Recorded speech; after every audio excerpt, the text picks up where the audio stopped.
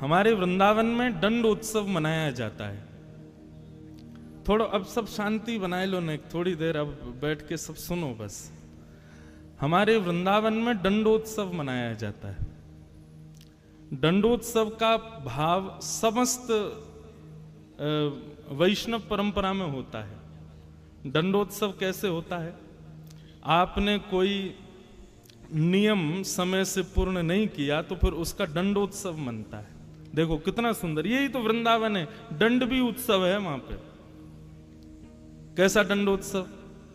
कि भैया यदि आपने कोई अपराध किया, वैष्णव अपराध किया, विप्र अपराध किया, वृंदावन के नियमों का अपराध किया, तो उसके लिए क्या करो? बोले आज तक कितने वैष्णवों को प्रणाम करते हो? बोले हम रोज 21 वैष्णवों को प्रणाम करते हैं। तो बोले आज 108 करो। ये दंडोत्सव है। आपने एक दिन एकादशी पर कोई अन्न का सेवन कर लिया तो फिर अगली एकादशी पर जला बिना निर्जला करो। ये दंडोत्सव है। ऐसे वृंदावन में दंडोत्सव मनाए जाते हैं। तो ऐसे ही दंडोत्सव का रूप क्या है? आज 3 बजे से प्रारंभ होना था, परंतु व्यासपीठ पर सूर्य नारायण बैठे थे। तो सूर्य नारायण बैठे हो तो हम कैसे बैठ सकते हैं? तो 3 बजे से हम नहीं आ पाए, इसलिए दंडोत्सव आज का यह है कि जो 5 बजे तक होना था वो अब 6 बजे तक होगा, और भी लंबा चल सकता है। तो यही दंडोत्सव है। जो 6 बजे का किसी को टाइम दे के आए हैं वो मना कर देना कि अब नहीं छुट्टी मिल रही है, अभी हम दंडोत्सव मना रहे हैं। बोलो वृंदावन बिहारी लाल। मैं बहुत सोच रहा था क्या कहूं क्या ना कहूं, पर सबसे बड़ी बात बंधुओं ये है कि माहौल बुलवाता है, कोई पढ़कर के बोलने वाली बात नहीं है। जैसा वातावरण हो जाता है, वातावरण में बहने वाली हवा ही बुलवाती है। और आप सबके मस्तिष्क पर दिख रहे ये वैष्णव तिलकों को देख करके भाव आ रहे हैं कि श्यामा श्याम के अनन्य भक्ति का प्रकाश कैसे हो हमारे हृदय में। यही भाव आज का विषय रखा जाए। हमारे बी पराग जी, एक प्रकार से लोगों को इनसे सीखना चाहिए। क्या सीखना है? ध्यान से सुनिएगा। बी पराग जी से सीखना क्या है? जिस देश में, जिस वेश में, परिवेश में रहो, राधा रमण राधा रमण राधा रमण कहो। जिस रंग में, जिस ढंग में, जिस संग में रहो, राधा रमण राधा रमण राधा रमण। हमारा क्या होता है बंधुओं, जैसा देश वैसा वेश बना लेते हैं हम लोग। परंतु एक बात बताऊं, मैं अपनी कथाओं में कहा करता हूं कि मानव को ना एक क्वालिटी दी है भगवान ने कि वो एक्टिंग करना बहुत अच्छे से जानता है। हम सब एक्टर हैं, एक से एक एक्टर हैं हम सब। पर हमारी एक्टिंग कहां होती है? ठाकुर जी की कोई क्रिया हो, ठाकुर जी से संबंधी कोई क्रिया हो, वहां हम एक्टिंग करते हैं, लेकिन संसार में वास्तविकता रखते हैं। उल्टा करो, संसार के व्यवहार में एक्टिंग करो और ठाकुर जी के सामने वास्तविक रहो। और यही सीखना है। देखो संसार में आए हैं तो कर्म तो हम नहीं छोड़ सकते, कर्म तो करना है, जीवन निर्वहन तो आवश्यक है। आप चाहे बॉलीवुड में रहो, चाहे हॉलीवुड पहुंच जाओ, दुर्भाग्य हो तो और भी कहीं पहुंच जाओ, कितने भी ऊंचे स्तर पर चले जाओ, लेकिन उसका प्रयोग केवल हमारे जीवन यापन के लिए तक रहे। बाकी आंतरिक शांति के लिए, आत्मा की शांति, शुद्धि और उसके आनंद के लिए तो श्री राधा रमण ही है। ये सदा विश्वास मन में रहे। फिर आप चाहे कहीं भी रहो, कैसे भी रहो, कोई आपत्ति नहीं। ये बहुत बड़ी बात है बंधु। भक्तों के बीच में रह के भक्त बन जाना बड़ी बात नहीं है। घर में माताजी भी डॉक्टर हैं, पिताजी भी डॉक्टर हैं, चाची भी डॉक्टर हैं, चाचा भी डॉक्टर हैं, तो निश्चित है कि आने वाला बच्चा भी डॉक्टर बन ही जाएगा। सब डॉक्टर हैं, सब चार्टर्ड अकाउंटेंट हैं, तो निश्चित है कि आने वाले बालक भी चार्टर्ड अकाउंटेंट बन ही जाएंगे। सब भक्त हैं तो यह भी निश्चित है कि हो ना हो वो भी भक्त बन ही जाएगा। लेकिन किसी के अंदर भक्ति का बीज अंकुरित ना हो और तब आप भक्त बन के दिखाओ, तब खंभ से नृसिंह प्रकट होते हैं प्रहलाद के लिए। एक राक्षस कुल में जन्मा प्रहलाद, उसके यहां कोई भक्ति का प्रकाश नहीं है, पर भक्ति का प्रभाव नहीं है, फिर भी प्रहलाद ने भक्ति की और ऐसे कुल में रहते हुए भी नृसिंह भगवान को प्रकट किया। एक प्रकार से बंधु हम सब प्रहलाद हैं। आप चंडीगढ़ में रहते हो, जालंधर में रहते हो, अमृतसर में रहते हो, मुंबई में रहते हो, कहीं भी रहते हो, ये सब भक्ति विपरीत स्थान हैं। बुरा मत मानिए, आपकी नगरी है बहुत सुंदर। मैं पहली बार चंडीगढ़ आया हूं, आया था पहले, कभी फ्लाइट पकड़ने आया था, लेकिन वैसे कभी नहीं आया, पहली बार आया। आपकी नगरी सुंदर तो बहुत है, फ्रेश एयर, देखो कितने सारे पेड़ यहां लगे हैं। मुझे किसी ने कहा, बोले महाराज जी जहां पे कार्यक्रम है ना वो खुला स्थान है। मैंने की तो धूप में कैसे बैठेंगे 3 बजे। तो हमने फोन किया अभी प्राग जी, बोले महाराज जी पेड़ इतने हैं कि छांव अपने आप बन जाएगी। मैंने वो तो पूरे चंडीगढ़ में ही दिख रहे हैं। साफ सफाई देख लो, पेड़ पौधे देख लो, आप लोगों के रहने का और यहाँ की जो सिस्टम है उनको देख लो, तो सबको देख के लगता है कि नगरी एक सांसारिक निर्वहन के लिए बहुत अच्छी है। लेकिन भक्ति के मार्ग पर चलने के लिए आवश्यक नहीं है कि ये नगरी आपको वो भाव दे सके जो वृंदावन देगा। तो हम सब प्रहलाद हैं। विपरीत नगरी है, विपरीत लोग हैं आसपास, विपरीत सारी व्यवस्था है, और लोग इसी का बहाना लगा करके कहते हैं महाराज जी हम कैसे करें। क्यों? माहौल नहीं है ना, हमारे आसपास ऐसे लोग रहते हैं, घर में ऐसा व्यवहार चलता है, सब कुछ ऐसा। अरे तो देखो ना प्रहलाद को, विपरीत स्थिति होते हुए भी उन्होंने भजन किया, भजन को नहीं छोड़ा। मीराबाई ने विपरीत स्थिति होते हुए भी ठाकुर जी को पुकारा। मीराबाई का एक पद मुझे बहुत प्रिय है। नहीं, ये तो सबने सुना है, वो सुना है जो किसी ने नहीं सुना हो। गिरधर जन्म मरण रासा थी, गिरधर जन्म मरण रासा, गिरधर जन्म जन्म रासा थी, गिरधर जन्म जन्म रासा थी।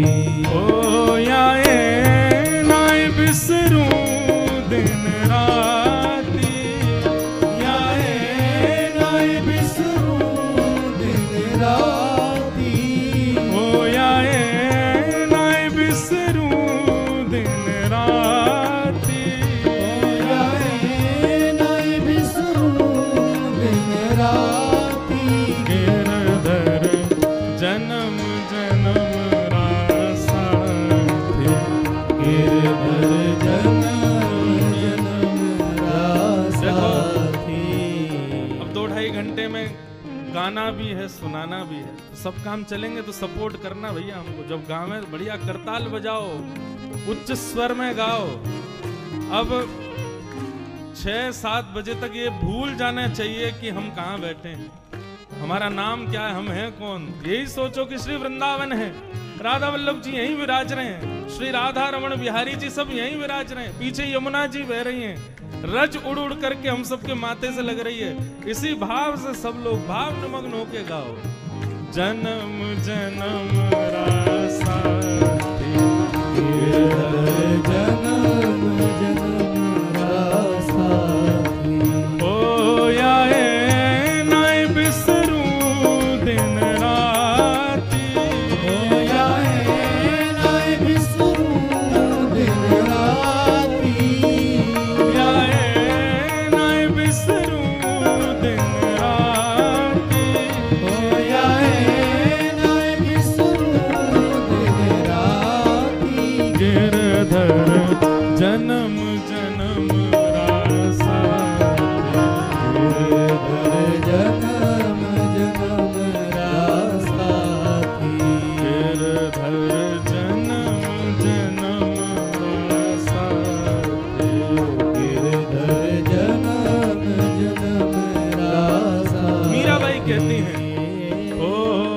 इनके बिन मोहे सलना परत है, जानत मेरी छाती।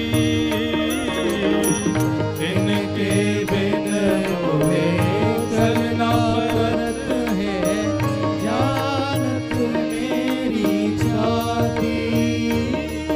ओ इनके बिन मोहे सलना परत है, जानत मेरी छाती। इनके बिन मोहे सलना परत है, जानत मेरी छाती। ऊंचे चढ़ चढ़ पलक निहारूं, ऊंचे चढ़ चढ़ पलक निहारूं, ऊंचे चढ़ चढ़ पलक निहारूं, ऊंचे चढ़ चढ़ पलक निहारूं। रोए रोए अखियां प्यासी गिरधर, जन्म जन्म आसा गिरधर, जन्म जन्म आसा। ओ गिरधर जन्म जन्म रासा, गिरधर जन्म जन्म। बोलो गिरधर गोपाल की।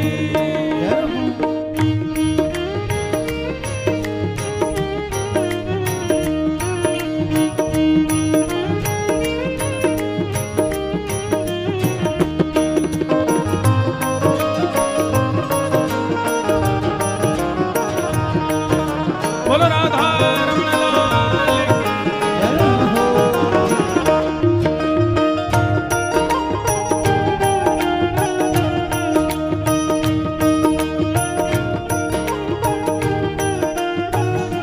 मीराबाई कहते हैं, यह संसार सकल जग झूठा, झूठा कुल रानाता।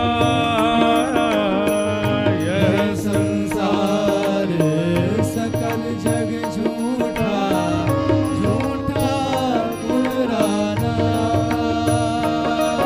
ओ यह संसार सकल जग झूठा, झूठा कुल रानाता। यह संसार सकल जग झूठा, झूठा कुल रानाता। दोय कर जोड़ा रज करूं सु, दोय कर जोड़ा रज करूं सु, दोय कर जोड़ा रज करूं सु, दोय कर जोड़ा रज करूं सु। सुन ली जो मारी बाती गिरधर, जन्म जन्म रासा गिरधर, जन्म जन्म रासा गिरधर, जन्म जन्म रासा गिरधर, जन्म जन्म रासा। ओ पल पल पिय को रूप निहारूं, निरख निरख सुख पाती।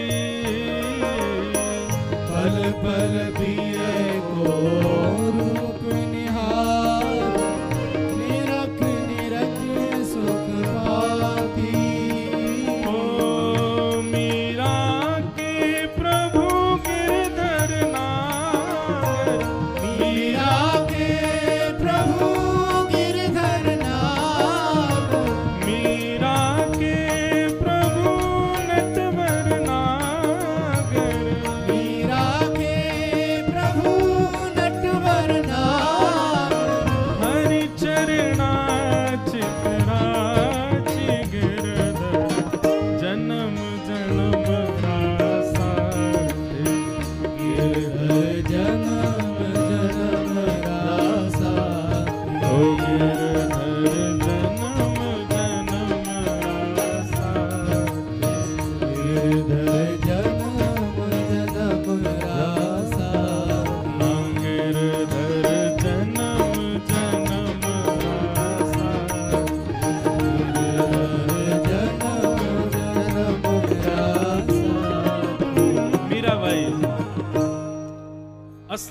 साचो मित्र कौन, साचो संबंधी कौन, श्री राधा रमण गिरधर गोपाल।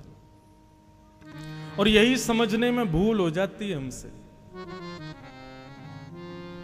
प्रहलाद जी के विषय से आज प्रारंभ हुआ भाव का, तो प्रहलाद जी के ही पिताजी उनसे एक प्रश्न करते हैं, वहीं से विषय सुनते हैं।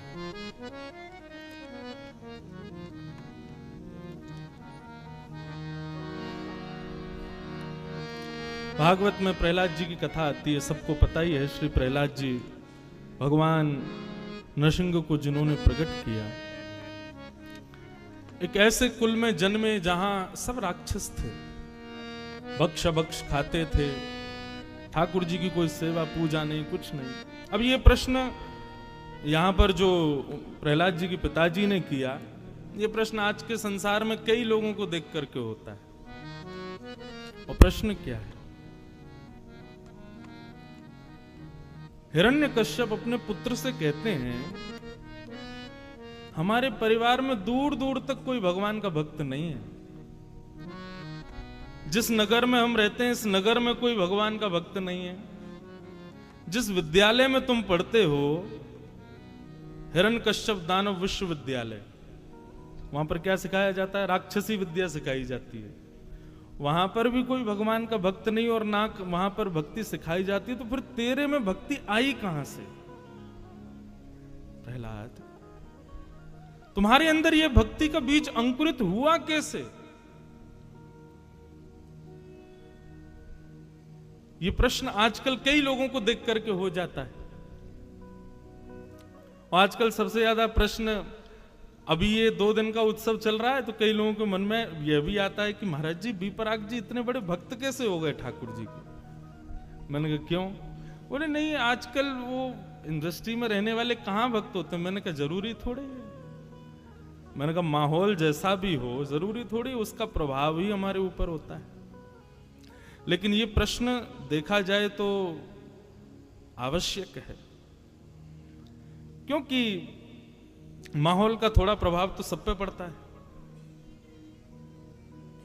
उस माहौल से कैसे बचा जाए, उस प्रभाव से कैसे बचा जाए, और अगर हम बच रहे हैं तो कौन सी शक्ति है जो हमें बचा रही है,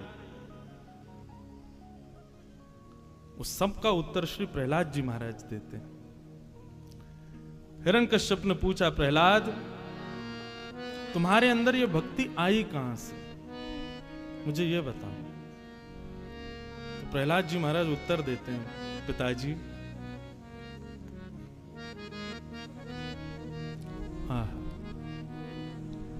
मत न कृष्णे परतस्वतो वा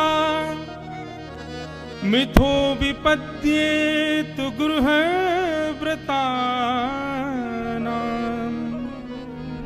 अदान्त गोविर्विशतां तमेस्त्रम् पुनः पुनश्च वितचर्वणानाम्। प्रहलाद जी कहते हैं, पिताजी मानव का स्वरूप कैसा है? हम हर जन्म में यही काम करते हैं जो हम मानव जन्म में भी कर रहे हैं। किसके लिए जी रहे हैं? खाने के लिए जी रहे हैं, पीने के लिए जी रहे हैं, अपने वंश वृद्धि के लिए जी रहे हैं। बस इन्हीं सब के लिए हम लोग कर्म कर रहे हैं। और ये हमने किस जन्म में नहीं किया? जब हम चूहा बने तब भी हमने ये सब काम किए, जब छिपकली बने तब भी ये किए। कौन आ गए हो भैया? हैं? ले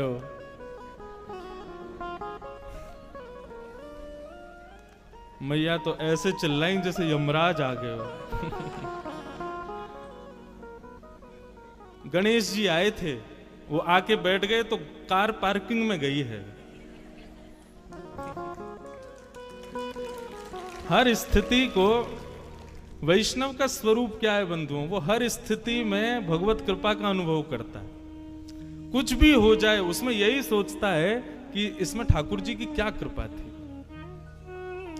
अब सोचने को तो ये भी सोच सकते हैं भाई धूप आ रही थी मंच पे, कैसे बैठ जाएं, लेकिन हमने ये सोचा सूर्य नारायण अभी कथा कर रहे हैं, व्यासपीठ पे बैठे, इनके बाद हम बैठे। विचार, यही तो वैष्णवता है। एक बात बहुत ध्यान से सुनिए, भक्ति के पथ के हम पथिक बन गए हैं, उसके बाद सबसे पहला प्रभाव हमारी बुद्धि पर ही होगा। हमारी सोच कैसी, हर स्थिति में हम यही सोचेंगे कि इसमें ठाकुर जी की कृपा क्या है। नरसिंह मेहता जी का चरित्र आता है, उनके पुत्र का विवाह कोई एक नगर की बहुत बड़े सेठ की कन्या से निश्चित हो गया। तो मतलब लड़की वाले बड़े खानदान के थे, नरसिंह मेहता साधारण, विवाह पक्का हो गया। किसी ने जाके लड़की वालों को बता दिया, बोले कि तुमने अपनी बेटी का विवाह नरसिंह मेहता के पुत्र से संबंध बना दिया। बोले हाँ।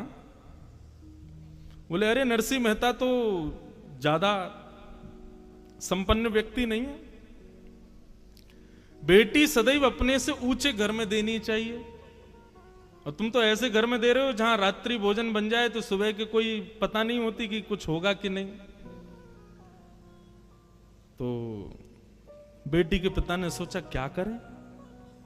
बोले मना कर दो बिल्कुल। बोले कि हम ब्याह नहीं कर सकते। नरसिंह मेहता, वो लड़की के जो पिताजी थे वो सोचने लगे अरे मना कैसे करें, अब ऐसे अच्छा नहीं लगता। बोले अच्छा नहीं लगता, जब बेटी भूखी सोएगी रात में तब अच्छा लगेगा, 3 दिन तक भोजन नहीं बनेगा तब अच्छा लगेगा, इसलिए बात आगे बढ़े उससे पहले अभी मना कर दो। तो बेटी वालों ने मना तो नहीं किया, लेकिन एक पत्र लिख करके भेजा, और उस पत्र में यह लिखा कि आप जो बारात लेकर आओ उस बारात के साज सज्जे कैसे होने चाहिए। इतने हाथी होने चाहिए, इतने घोड़े होने चाहिए, इतने नगाड़े बजाने वाले होने चाहिए, इतने लालटेन लेकर के चलने वाले होने चाहिए, ऐसे ऐसे रत्न पहन करके आपके बाराती दिखने चाहिए। मतलब ऐसे पत्र में बारात की गणना की जो नरसिंह मेहता कभी कर ही नहीं सकते। नरसिंह मेहता क्या अच्छे अच्छे राजा नहीं कर सकते। आप यदि ऐसी बारात ला सकते हो तो ही अपने पुत्र की बारात लाना, नहीं तो मत लाना। ये लिख दिया, और पत्र लिख करके फोल्ड करके उस पर ऊपर जय श्री कृष्ण लिख करके भेज दिया नरसिंह मेहता के वहां। जैसे ही पत्र आया तो पत्र देने वाले ने कहा, बोले भगवान पत्र आया है आपके नाम से। उन्होंने जैसे पत्र देखा, पत्र देख करके बोले मेरे नाम से नहीं है, इस पर तो जय श्री कृष्ण लिखा है, ये भगवान के नाम का पत्र है, ठाकुर जी का पत्र है, भैया भगवान की वस्तु हम क्यों पढ़ें। और नरसिंह मेहता ने पत्र खोल के देखा ही नहीं, जय श्री कृष्ण लिखा था, ठाकुर जी के सामने रख दिया। बोले लाल जी आपके नाम से पत्र आया है, आप ही पढ़ लीजिए, अब दूसरों की बात मैं पढ़ता नहीं हूं, इसलिए इसमें समझ लीजिएगा जो भी आपके प्रेमी ने लिख के भेजा है। ठाकुर जी खड़े खड़े मुस्कान लगे, बोले कि अरे नरसिंह पढ़ तो ले एक बार, तुम 4-5 दिन बाद बारात ले जाओगे, नाक कटवाओगे मेरी। लेकिन नरसिंह मेहता का इतना अटूट विश्वास कि जय श्री कृष्ण लिखा है तो मतलब ठाकुर जी का पत्र है, मुझे नहीं देखना है। और जब ठाकुर जी को पत्र दे दिया तो फिर नरसिंह मेहता तो अपनी पतली सी घोड़ी पे बेटा को बैठाए, 4 बारातियों को लिए चलने लगे। ठाकुर जी बोले भैया नरसिंह अकेला जा रहा है, नाक कट जाएगी अगर ऐसे गया तो।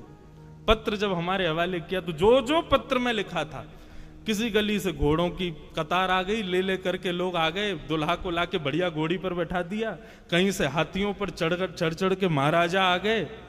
नरसिंह मेहता सोचते जा रहे हैं पता नहीं कहां से कौन आ रहे हैं, हमारे पुत्र के मित्र सखा आदि होंगे।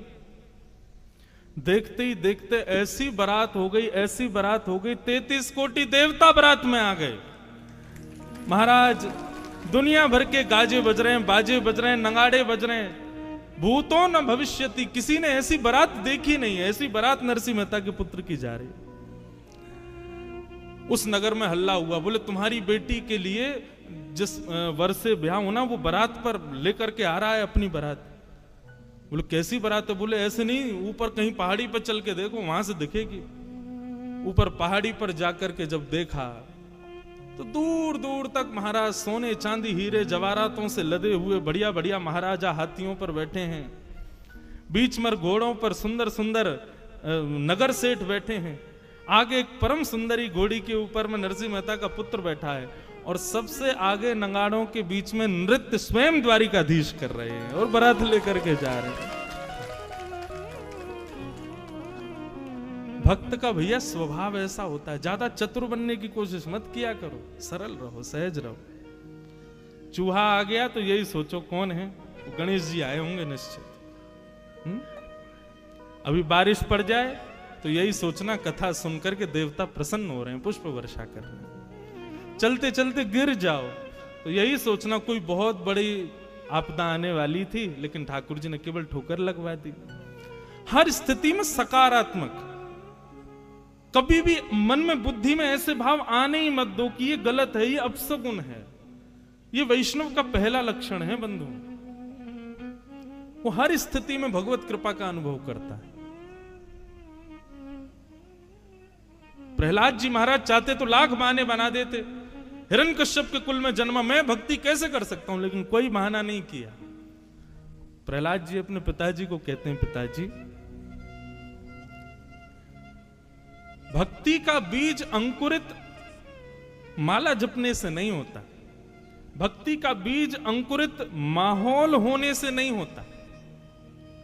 अब आप सब लोग यहां पर नाम गुणगान कर रहे हैं, तो कोई नास्तिक आएगा तो निश्चित है वो भी गा देगा आप सबके प्रभाव से।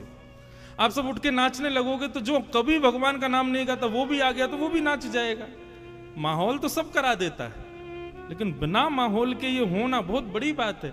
तो पिताजी माहौल से भक्ति नहीं आती, नाम जप करने से भक्ति नहीं आती। आदि आदि भाव बताते हुए प्रहलाद जी अंत में कहते हैं, तो बोले फिर तुम्हारे अंदर भक्ति का बीज आया कैसे? तब प्रहलाद जी कहते हैं, महीयसाम पाद रजोभिषेकम निष्किंचनानाम न वृणीतया। बहुत ध्यान से सुनिएगा बंधु। बोले पिताजी निरंतर वैष्णव गुणानुवाद गाने वाले, निरंतर भगवत चर्चा करने वाले वैष्णवों की चरण रज की ये कृपा है कि मेरे अंदर भक्ति आई है। श्री गुरु चरण सरोज रज निज मन मुकुर सुधार, वर्णो रघुवर विमल यश जो दायक फल चार। सबको याद है हनुमान चालीसा, सबसे पहला वाक्य गोस्वामी जी क्या कह रहे हैं? श्री गुरु चरण सरोज रज निजमन मुकुर सुधार।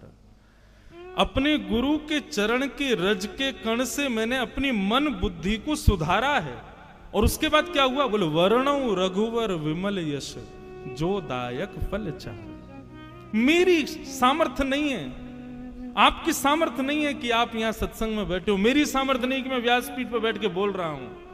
और अगर आप अपनी सामर्थ्य मान रहे हो कि आप बैठे हो और मैं यहां से बोल रहा हूं, ऐसी सामर्थ्य मैं मान रहा हूं, तो आप और मैं, हम दोनों ही एक प्रकार से बाल बुद्धि हैं। यह हमारी मूर्खता होगी। आपकी और मेरी सामर्थ्य नहीं है कि हम एक शब्द भी सुन सकें, एक बार भी श्री राधा मुख से कह सकें, एक बार भी वृंदावन जा सकें या वृंदावन का स्मरण कर सकें। ये सब हम कर रहे हैं, निश्चित ही हमारे गुरुदेव की हम पर कृपा है। प्रहलाद जी कह रहे हैं, हिरण्यकश्यप बोले तुझ पे गुरुदेव की कृपा कब हो गई और यहां कौन से गुरु आ गए? तो प्रहलाद जी ने सारे वेद खोल दिए। बोले पिताजी आप तो गए थे अमर होने के लिए हिमालय पर, उस समय मां को मारने के लिए राक्षस आए थे, उस समय मैं गर्भ में था। आप जब तपस्या से लौट करके आए उस समय मेरी आयु 5 वर्ष की थी, लेकिन आपने तपस्या की 1000 वर्ष तक, 10,000 वर्ष तक। आपने एक बार भी विचार नहीं किया कि 10,000 वर्ष बाद में आया मेरा बेटा 5 ही वर्ष का है। क्यों?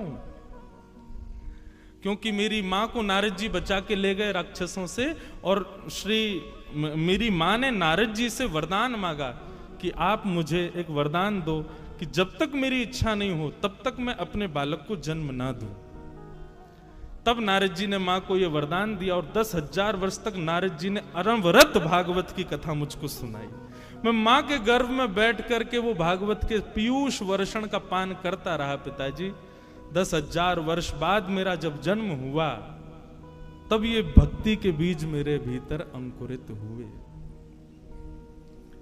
तो निश्चित ही आप मानिए चाहे मत मानिए, आपके पूर्वजों के पूर्वजों के किसी ने तो वृंदावन रस को चखा है, वृंदावन रस की सेवा की है, इसीलिए वो भक्ति का बीज आपके भीतर आया है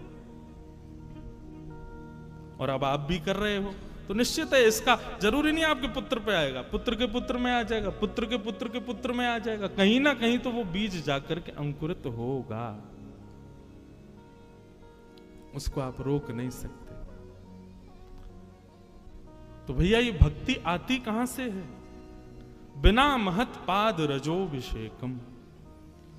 जब तक आप संत जनों के चरणों में दंडवत प्रणाम नहीं करोगे, यह भी विचार मत करो कि पृथ्वी पर गंदगी पड़ी है, मिट्टी पड़ी है, कीच है, क्या संत दिखे और तुरंत दंडवत। जब इतनी तत्परता संतों के वैष्णवों के प्रति रहेगी, तब भक्ति के बीज अंकुरित होंगे। तो निश्चित ही हम आप सब लोगों ने, या मेरे पूज्य नाना जी पंडित श्री कृष्णलाल शास्त्री जी, वो कहा करते थे, बोले लाला हम पूर्व जन्म में सूरदास कुम्मनदास तो नहीं रहे होंगे, पर जब सूरदास कुम्मनदास मीराबाई आदि ये सब ब्रज के भक्त वृंदावन में रहते होंगे और ये गली मोहल्लों से कहीं से निकलते होंगे, उस गली में हम आप सब लोग भी किसी ना किसी रूप में जाते रहे होंगे और उन लोगों की एक बार हम पर दृष्टि पड़ गई होगी। उनकी एक दृष्टि का ये कमाल कि महाराज की इस जन्म में हम भक्त हैं, हम वैष्णव हैं, हम वृंदावन के उपासी हैं।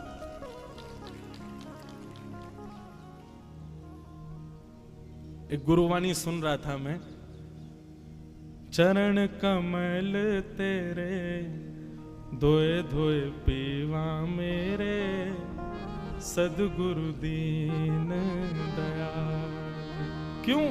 अच्छा एक और बात, आप इस भाव से ये मत सोच लेना कि संत जहां से भी जाएं वहां चरण रज उठा के माथे से लगा लें, उनके चरण धो के और उसको दिन रात पीवें, उससे तो होता ही है, पर उसके पहले उनकी वाणी सुनकर के अपने चित्त को, अपनी बुद्धि को, उसको स्थिर करना पड़ेगा, उसकी स्थिति का अनुमान लगाना पड़ेगा, तभी यह संभव हो सकता है। हमारे वृंदावन में गौड़िया वैष्णव संप्रदाय के एक महापुरुष रहते थे, सेवा में पधारा, नित्य सेवा करते थे। एक बार उनके ठाकुर जी ने बंगाल के किसी वैष्णव भक्त को स्वप्न में दर्शन देके आज्ञा की कि तुम वृंदावन चले जाओ। बंधुओं एक मेरी बात बहुत ध्यान से सुनो, ठाकुर जी का जब अनुग्रह होता है तो सबसे पहले ठाकुर जी स्वप्न में दिखेंगे।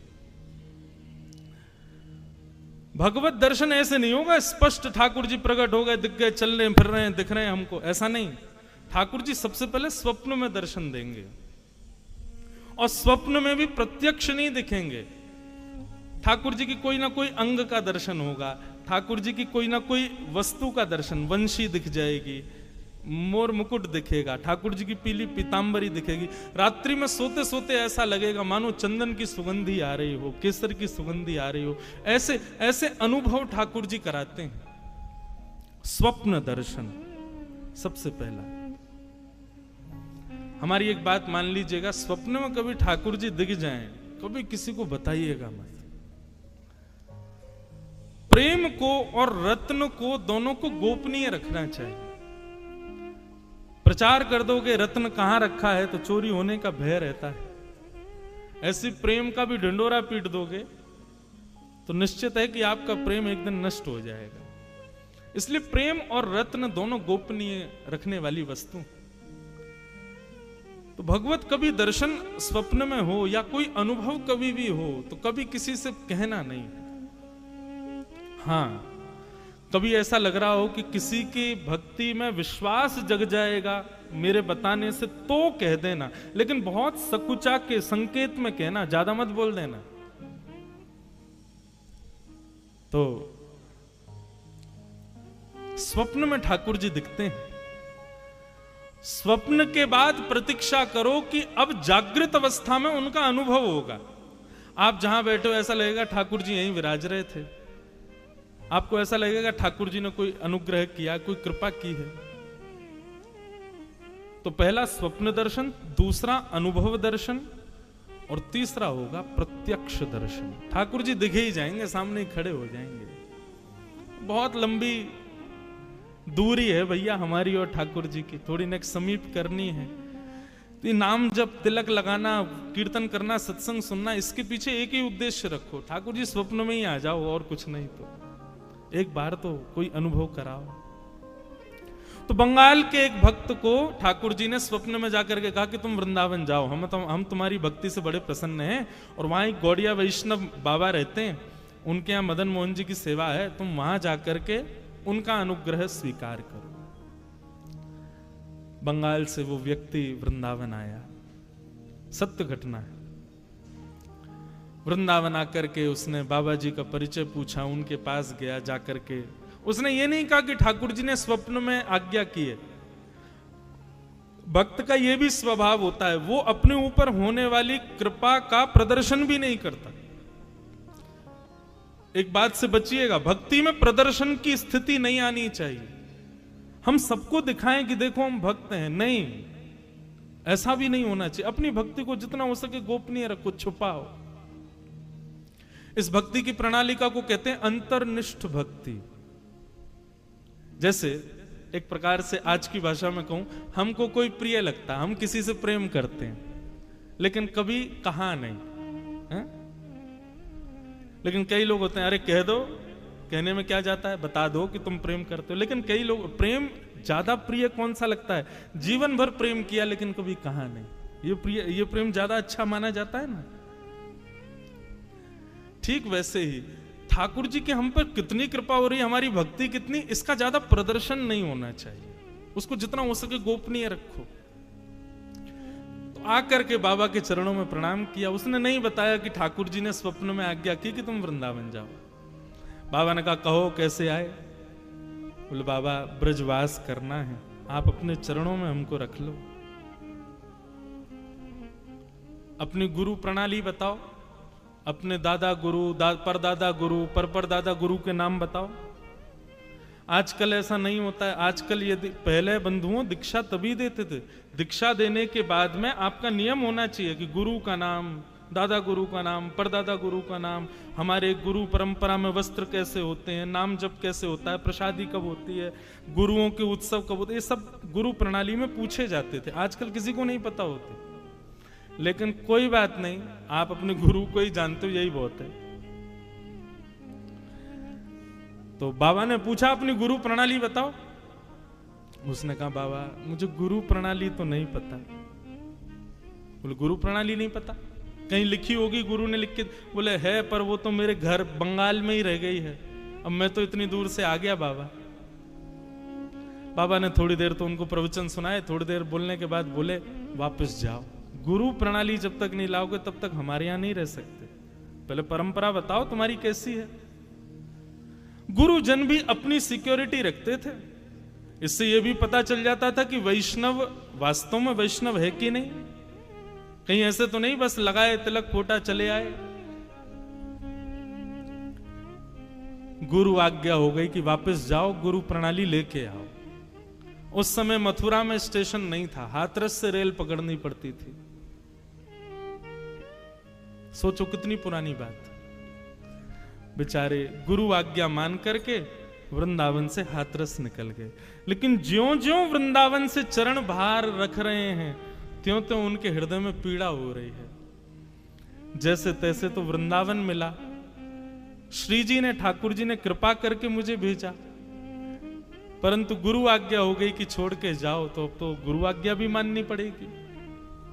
हाथरस पहुंच गए। अब जैसे जैसे वहां पर ये भाव आ रहा है कि इतनी देर में रेल आ रही है, इतनी देर में रेल पहुंचने वाली है, ज्यों ज्यों रेल समीप आवे स्टेशन के, त्यों त्यों व्याकुलता हो। क्या करूं, वृंदावन छोड़ूंगा तो रेल में बैठती मेरे प्राण निकल जाएंगे, और वृंदावन नहीं छोड़ के जाऊं तो गुरु की आज्ञा। तब वृंदावन का स्मरण किया, और वृंदावन के श्री बांके बिहारी, राधा रमण, राधा वल्लभ, श्याम सुंदर, यमुना मैया, ब्रज रानी, रज रानी, गोपेश्वर महादेव सबका स्मरण किया। बोले आप सब कृपा करो, मुझे ब्रज से दूर नहीं जाना, लेकिन मैं क्या करूं, गुरु आज्ञा है, उसका भी पालन करना है, तो आप ही सब व्यवस्था करो, कैसे ये सब हो कि मैं ब्रज से भी ना जाऊं और गुरु आज्ञा भी ना टले। आप विश्वास माने, वो आंख बंद करके वृंदावन को प्रणाम कर रहे थे, रेल सामने आई, सब बैठ गए और रेल निकल गई, वो खड़े ही रहे, उनको पता ही नहीं चला रेल आ गई थी। जैसे ही नेत्र खोल करके देखे तो सामने रेल जा चुकी। उन्होंने पूछा भैया बंगाल जाने वाले, बोले वो तो निकल गई रेल। बोले अरे ये तो अपराध हो गया, मैं रेल में बैठा नहीं, गुरु आज्ञा मानी नहीं, क्या करूं क्या करूं। परंतु बंधुओं, यहां जैसे उसने वृंदावन का स्मरण किया, बाबा जिनके यहां वो गया था, वो जैसे ही लेटे थे तो स्वप्न में श्री जी प्रकट हो गए, और श्री जी प्रकट होकर के बोली उस बालक को हमने भेजा था वृंदावन। वृंदावन कोई अपनी इच्छा से नहीं आता, वृंदावन तुम्हारी इच्छा से नहीं आता, मेरी इच्छा से व्यक्ति वृंदावन आता है, और तुमने उसको वापस क्यों भेज दिया। बाबा बोले श्री जी मैंने तो गुरु प्रणाली मांगी थी, उसने कहा घर है, तो मैंने कहा जाओ ले आओ। बोले अपने राधा अपने मदन मोहन जी के सिंहासन के नीचे देखो, पर्ची में हमने उसकी गुरु प्रणाली लिख करके रख दी है, उसकी गुरु प्रणाली वहीं रखी है, जाकर के तुम उसका दर्शन कर लो, और वो कल जब आए तो उसको स्वीकार कर लो। अब वो बालक सोचे मैं क्या करूं, रेल तो निकल गई, 4 दिन तक रेल आनी नहीं है। सहमा सहमा वृंदावन आया, डर रहा था कहीं गुरुजी ने मुझको देखा तो कहीं नाराज ना हो जाए, और यहां गुरुजी उसको ढूंढ रहे थे कि बेचारा कहां चला गया, उसको ढूंढो, कहीं ज्यादा दूर ना निकल गया हो। तभी बीच वृंदावन के परिक्रमा मार्ग में सामने से उस बालक को आते बाबा ने जैसे ही देखा, बालक तो डर गया कि बाबा यही मारेंगे, मुझको देख लिया कि तू गया नहीं बंगाल। लेकिन बाबा तो दौड़ करके आए और हृदय से लगा लिया, नेत्र सजल हो गए। बोले मुझे तुम्हारी गुरु प्रणाली मिल गई। बोले कैसे? बोले कैसे क्या बताऊं, श्री जी लिख करके देके गई अपने हाथ से तुम्हारी गुरु प्रणाली, ताकि तुम्हारा ब्रज ना छूटे, तुम्हारा वृंदावन ना छूटे। ऐसे कृपालु हमारे बंधुओं, मैं आजकल अपनी कथा में कहने लगा हूं, हमारे वृंदावन के 5 पंचायतन हैं। हमारे वृंदावन बिहारी लाल जी के चरण सेवक यहां विराज रहे हैं, इनके सन्मुख अनुग्रह करके कहूं और ये मोहर लगाएंगे मेरी बात पे, हम लोग वृंदावन जाते हैं और वृंदावन जाते ही सीधे बिहारी जी जाएंगे, राधा वल्लभ जी जाएंगे, राधा रमन जी जाएंगे, नहीं।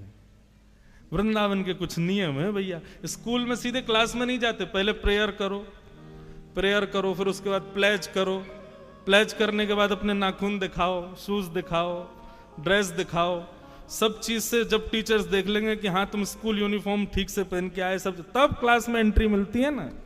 ऐसे वृंदावन के 5 पंचायतन हैं। वृंदावन जाओ, अब की बार जब वृंदावन जाओ हमारी कही बात मान करके जाना, आपसे निवेदन कर रहे हैं। सबसे पहले वृंदावन की सीमा में प्रवेश करते ही देखो, हमारी वृंदावन की प्रणाली का आप फॉलो करते नहीं हो, बिहारी जी स्वयं करवा रहे हैं। वृंदावन जाते ही गाड़ी से उतरो, पहली बैरिकेडिंग गाड़ी सबको छोड़नी ही पड़ती है, वीवीआईपी घुस जाते हैं भीतर, बाकी सामान्य लोग तो गाड़ी लेके जा ही नहीं सकते। तो वृंदावन जाओ, सबसे पहले वृंदावन में, वृंदावन की सीमा में जाते ही गाड़ी से उतरते ही सबसे पहले वृंदावन की रज को माथे से लगाओ, पहले रज को प्रणाम करो, उसको धूल नहीं, मिट्टी नहीं, ये तो बोलना ही नहीं चाहिए, ये बोलना अपराध है, वो रज रानी है। सबसे पहले रज को माथे से लगाओ। रज माथे से लगाने के बाद ये हो गए प्रथम पंचायतनों में, प्रथम है वृंदावन में, पहले रज को प्रणाम। रज को प्रणाम करने के बाद फिर वृंदावन में प्रवेश करते समय जितने वृक्ष वल्लरी आपको दिखाई दें उन सबको प्रणाम करो। जिन जिनको देख पाओ, जिन पर दृष्टि ना पड़े कोई बात नहीं, लेकिन जो तुम्हारी दृष्टि में आ जाए उनको प्रणाम करो। श्री हरिराम व्यास जी, नाम सुना है? हरिराम व्यास जी, वो तो वृंदावन में जाते और वृंदावन के वृक्षों को गले से लगा के कहते, वृंदावन के रूख हमारे माता पिता गुरु बंधु। वृंदावन के दूसरे पंचायतन हैं वृक्ष। कुंज निकुंज, हमारे बांके बिहारी जी का मूल नाम कुंज बिहारी, क्यों? कुंजों में ही रहते हैं, वृक्षों में ही विराजते हैं, वृक्षों के नीचे ही विराजते हैं। तो ये सामान्य वृक्ष नहीं है बंधु। तो पहले रज को प्रणाम, फिर वृक्षों को प्रणाम, और तीसरा श्री यमुना जी को प्रणाम। कितने लोग वृंदावन जाते हैं, यमुना जी को वंदन नहीं करते। जिन यमुना जी का जल बिहारी जी पीते हैं, राधा वल्लभ, राधा रमन सब पीते हैं, पूरा वृंदावन यमुना जी के ऊपर ही टिका है। उन यमुना जी को पहले प्रणाम करो, और प्रणाम भी नहीं करना, आज्ञा लेनी है। रज से भी आज्ञा, वृक्षों से भी आज्ञा, उसके बाद फिर यमुना जी से आज्ञा। और चौथे ब्रजवासी, आपको जो ब्रजवासी मिले, चाहे आपसे तेज आवाज में बात करते हुए मिले, उनको भी प्रणाम करो। सब ब्रजवासियों को प्रणाम करो। हमारे ब्रजवासी ज्यादा गले मिले, ज्यादा प्रेम से बात करें तो समझना कि भैया अभी हमारी भक्ति में कमी है। लेकिन ब्रजवासियों के दारी के कहां ते आया है, कछु दे के जा, सेवा एवा करके जा, तो समझो हाँ श्री जी प्रसन्न है, ये हम पे गुस्सा कर। वृंदावन ये कोई मनगढ़ंत बात नहीं है। वृंदावन शतक में स्वयं लिखते हैं आचार्य गण, सम्मानम कलयाति घोर गरलम। वृंदावन में सम्मान विष के समान है। वृंदावन में क्या हो, बोले नीचपमानम शुद्धा। कोई आपका अपमान कर दे तो समझो हाँ बड़ी कृपा, जय हो, ये है बढ़िया।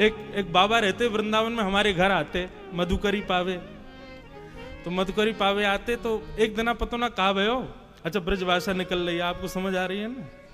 तो एक बार हमारे घर आए, आके बैठे, माता जी बोली बाबा रोटी प्रसाद, बोले ना चाहिए। दाल प्रसाद, बोले अपने राम को नहीं चाहिए। बोले खीर पाए लो, बोले अपने राम को नहीं चाहिए। बाबा दूध पी लो, बोले अपने राम को नहीं चाहिए। थोड़ा तेज बोल जाए, नेक हम पे चिल्ला जाए, नेक हमको नेक डांट दे, तब समझ में आएगी श्री जी की हम पे कृपा हुई है।